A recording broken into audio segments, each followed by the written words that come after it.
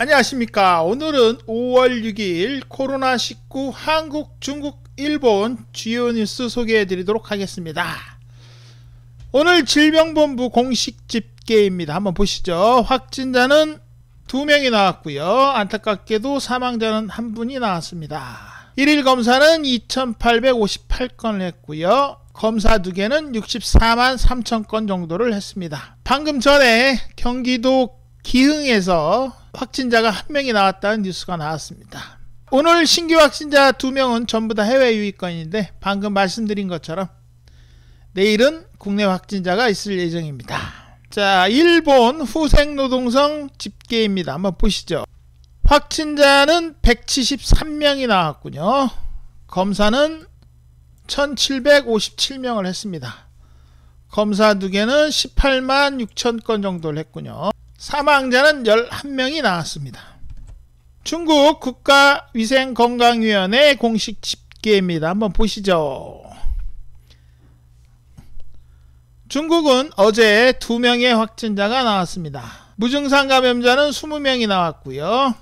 현재 무증상 감염자는 903명입니다. 중국도 계속 양호한 상태가 이어지고 있습니다. 자, 도쿄 58명 감염자가 나왔다고 3일 연속 2자릿수라고 감소 추세가 아니냐라는 뉴스가 있습니다. 교도통신도 역시 마찬가지로 오늘 아침 새벽에 뭐죠? 국내 감염은 4월 이후에 가장 적은 120명의 확진자가 나왔다. 사망자는 10명이다. 자, 그 다음에 이건 마이니치 신문인데 한번 보시죠.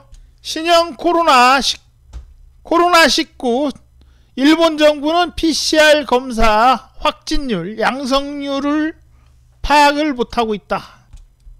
전국 집계 기준이 없다. 황당하죠? 황당합니다. 뭐 쉽게 말하면 오늘 검사를 하면 그 검사 결과가 내일 모레 글피 이런 식으로 나뉘어 나온다는 얘기입니다. 이런 부분의 집계를 정확하게 알아야지만 일단 검사 기관이 3군데 국가기관, 지방기관, 민간기관으로 나뉘어져 있고 각각의 검사 능력, 확진 능력도 달라서 정확한 확진율을 파악을 못하고 있다라는 얘기입니다. 우리나라는 10,000건 이상도 거의 당일에 처리가 가능한데 일본은 아직도 해결이 안 되고 있는 것 같습니다. 몇 달이 지났는데도 아직도 이러고 있으니 참 어이가 없습니다. 자, 도쿄 확진자 수가 줄었다고 뉴스에 나오죠. 검사를 399건, 그 전날은 200건밖에 안 한 겁니다. 확진자가 100단위로 나오는데 검사를 200건 한다는 게 말이 됩니까? 400건 한다고 그래도 말이 안 되는 거죠. 그 양성자가 일적 접촉한 사람이 100단위가 넘어갈 텐데 그 중에 2명에서 4명 사이를 한다는 얘기입니다. 정말 황당합니다.